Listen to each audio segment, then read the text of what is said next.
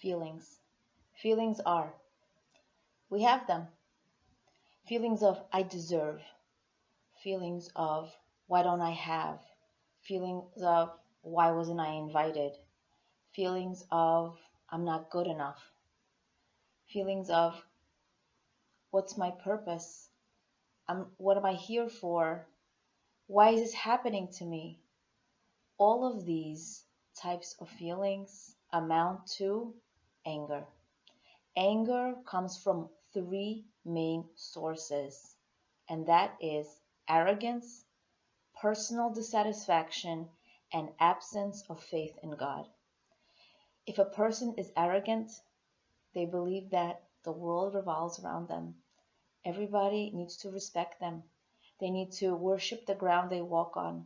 They need to call them. They need to recognize them. They need to constantly honor them and respect them in every way.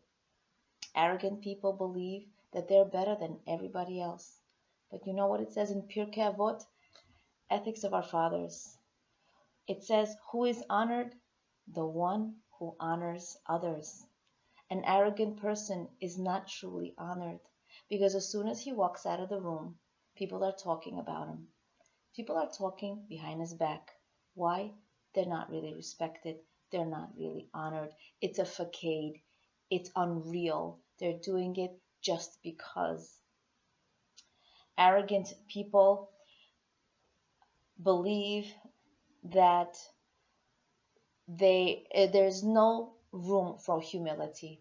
However, a humble person believes they have to honor everything and everyone. Nothing is theirs. They are grateful for their smallest things. There isn't such a thing as I deserve. I deserve. It's for me. It isn't, because everything that's given to you is a free gift in life. Whether you have a great job, you have great kids, whether you're married, whether you have health, whether you live in a great neighborhood, whether you have great friends and come from an amazing family, whatever that it is, it's all a gift. It's all a gift. It's nothing to do with you personally. And a humble person believes that it's all a gift and appreciates it. An arrogant person believes that they make no mistakes. They don't admit mistakes. And honestly, this is superhuman because every human being makes mistakes, but it takes a humble person, it takes a great person to apologize, it takes a great person to recognize their mistakes and feel humility. An arrogant person does not admit their mistakes, does not really admit their wrongs. An arrogant person has desires, and when their desires are not fulfilled, they feel angry.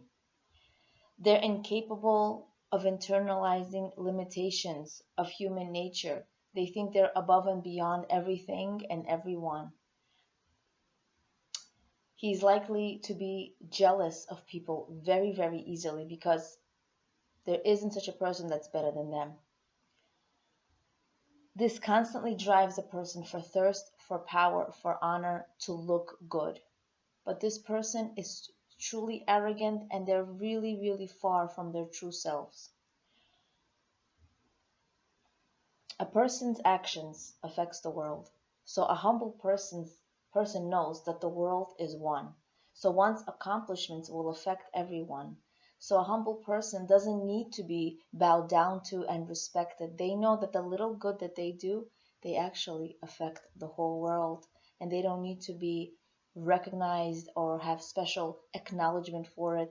A humble person knows they are trying to do their best. They are part of the good and they don't attribute anything to themselves. Why? Did they do anything to wake up? Did they do anything to be healthy? Did they do anything to achieve any life accomplishments? Everything they have is a gift. It's a gift from God, and a humble person recognizes that. So an antidote of arrogance is humility. The second source of anger is personal dissatisfaction. This person constantly compares themselves to other people. And in our time, it's so easy to compare yourself to other people. Just, it's a click of a button, social media. it's really all a fake. People put things on social media because this is the type of life that they want people to see. The truth of the matter is, everybody has problems at home. This is part of life. We don't ask for problems, we don't want problems.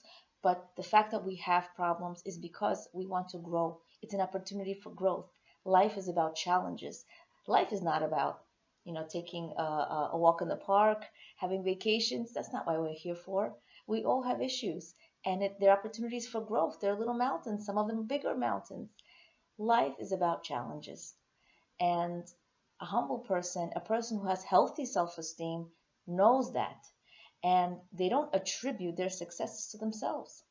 A person who's dissatisfied with themselves believes that they're not talented, believes that they didn't do something right, believes that they didn't make something happen. And the truth of the matter is, they don't make anything happen anyway. A person who has healthy self esteem knows that what they have is because it's also a gift from God. If they made something happen and if they have a certain talent, my talent is not mine. It was given to me by God in order for me to do good in this world.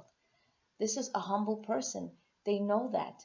I'm not here just to get a good name. I'm not here for people to be respectful to me, because if I respect others, I will automatically gain real respect, not respect that's a facade or that's just for show because I'm either their boss or I'm either a different type of authority.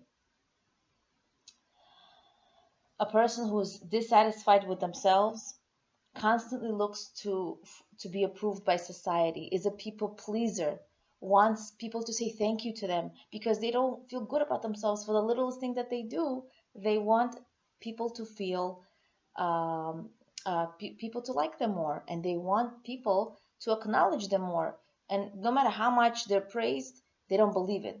Person can praise them from head to toe. Thank you for this and thank you for that, and I appreciate what you did and you're so amazing. Like, I'm really not, like, whatever. They don't feel that because they don't believe in themselves. They don't like themselves. They constantly need people to like them, to approve them, and this is a second source of anger because they're constantly feeling not good enough and constantly frustrated with themselves. However, if a person is unhappy with themselves, they will be unhappy with other people. And it's like a ripple effect. It's a ripple effect. If I'm not happy with myself, I won't be happy with other people. You have to love yourself first in order to truly love and respect other people.